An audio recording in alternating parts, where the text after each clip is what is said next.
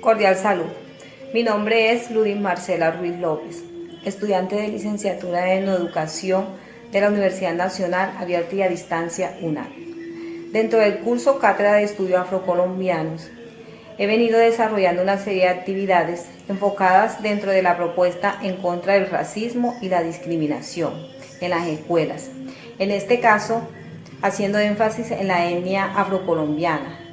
A continuación, les informaré sobre los avances de una cátedra de estudio que poco se da.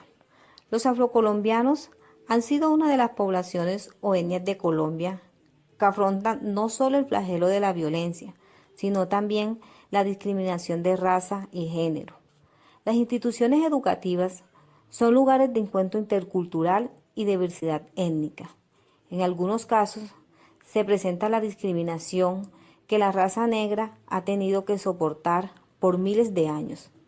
A pesar de las distintas campañas televisivas, la proclamación de leyes y decretos, pero también se hace evidente que a pesar de esto, las instituciones no ejecutan muchas de las mismas. Tal es el caso de la Cátedra de Estudio Afrocolombiana, que es de carácter obligatorio. Se deja de impartir. Por tal motivo, la necesidad de efectuar estrategias de inclusión en las mismas, para fortalecer, entre otras cosas, mitigar la discriminación.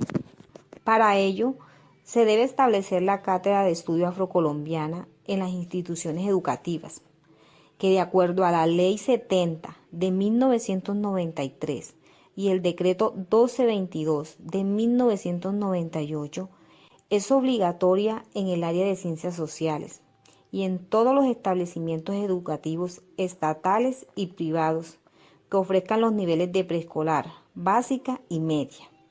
No solo para empezar a cumplir las normas, sino para que los estudiantes alcancen a identificar la importancia de esta raza en Colombia, así como las inclemencias de los españoles en la época colonial con los mismos. Con esto se pretende crear conciencia y promover acciones de inclusión étnica, como disminuir situaciones de discriminación hacia ellos. Como recuento, se puede hacer inferencia de las poblaciones que ocupan el territorio colombiano. Hoy día, la multiculturalidad, etnicidad y diversidad son términos que usamos para referirnos a nuestros semejantes.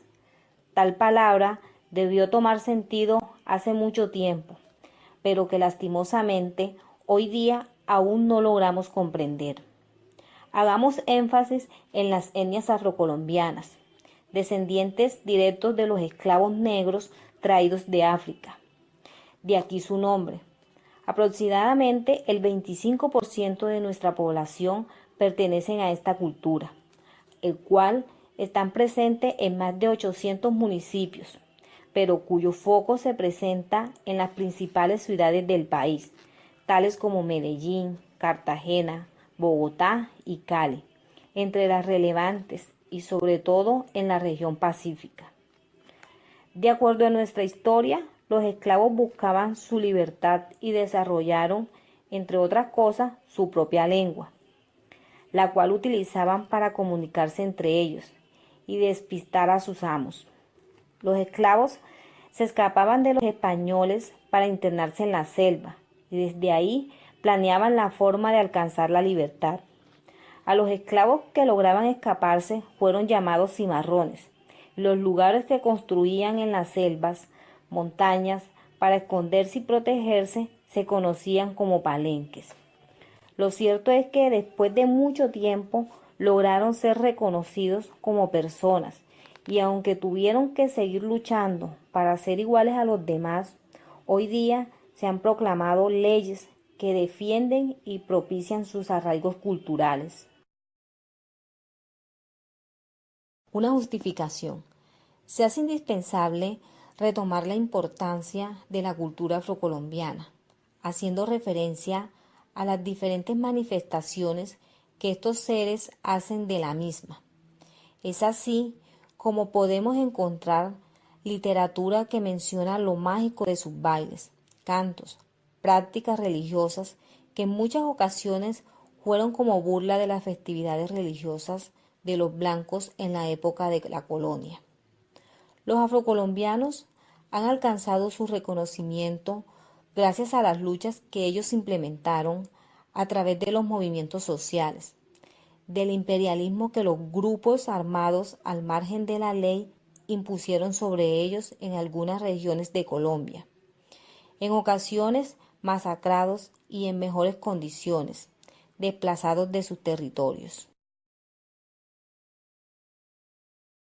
Un pueblo mágico. Una de las prácticas milenarias del hombre ha sido el uso de las plantas para curar enfermedades. Si tocases pensar en el origen de la medicina, seguro las plantas tienen la respuesta. Recordemos que las plantas son esenciales en la vida del hombre, dado que en la cultura afro, una de sus manifestaciones es la curandería, práctica ancestral originaria de los esclavos africanos, y que en África es muy común. Se trata del conocimiento curativo de las plantas, su uso para mejorar la salud de quienes sufren algún padecimiento, tales como mordedura de culebra. Las personas que querían ser curanderos debían hacer un juramento en un río, en el cual se comprometían a no utilizar estos conocimientos para hacer el mal. Del río salía una cosa, y qué tal cosa como mula arrebatada al que jura y lo lleva al río adentro, que es muy grande, y si jura mal, se queda allá, y si jura bien, lo vuelve a la orilla. Esto según Restrepo 1999. Dando a entender que las personas que se dedican a la curandería deben ser iniciados mediante un ritual en el cual un ser magnífico los analiza buscando que sus prácticas sean para el bien y no para causar daño a nadie. Aunque hoy día esto haya bajado su intensidad, que podemos encontrar en estas comunidades afrocolombianas a personas que se dedican a esto, pero dichos conocimientos se adquieren como legado de las manifestaciones orales y pasa de una generación a otra como herencia familiar. Otra de las manifestaciones culturales que causa curiosidad y que en la cultura afrocolombiana al parecer es tradicional es la forma como promueven la vida y el cuidado de la naturaleza, haciendo un vínculo directo entre un ser nacido y un árbol. Al nacer, el ombligo del niño afrocolombiano es enterrado en un lugar específico y en ese mismo lugar se siembra un árbol. A medida que va creciendo el niño, se le va informando del acontecimiento y se le exige que sea cuidador del árbol con el que fue vinculado. Esto según Salazar 2016. Se hace evidente la forma como las costumbres culturales de los afrocolombianos tienen en cuenta la naturaleza y su protección.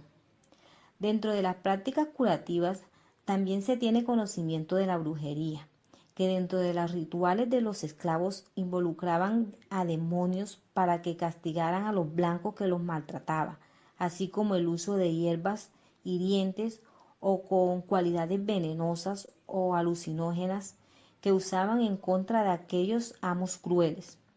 Hoy día, la práctica de la brujería es común en las comunidades afrocolombianas, sin saber si se trata de infundir temor o en verdad funciona. Cultura prevalente. Hoy día podemos encontrarnos grupos musicales con mucho éxito a nivel nacional e internacional, gracias a que sus estilos musicales mantienen la influencia de su región, de su cultura afrocolombiana. Tal es el caso de Choquitao y Herencia de Timbiqui, para mencionar las más significativas. Aunque son pocos los ritmos colombianos que no tienen influencias de la cultura afrocolombiana. La música se ha convertido en una forma de preservación de la cultura con grandes potencialidades y para la cultura afrocolombiana esta ha tomado mucha relevancia. Muchas de las festividades que en algunas regiones de Colombia se llevan a cabo tienen tintes de la cultura afrocolombiana, las cuales se mantuvieron o retomaron de las que hacían los esclavos en la época de la colonia. En el día que los amos le daban libre, Los esclavos acostumbraban a realizar rituales a manera de burla hacia los blancos. Con el tiempo, estos rituales fueron convirtiéndose en tradición. Es así como encontramos los carnavales que anteceden a la Cuaresma católica. Un ejemplo de esto es Carnaval de Barranquilla.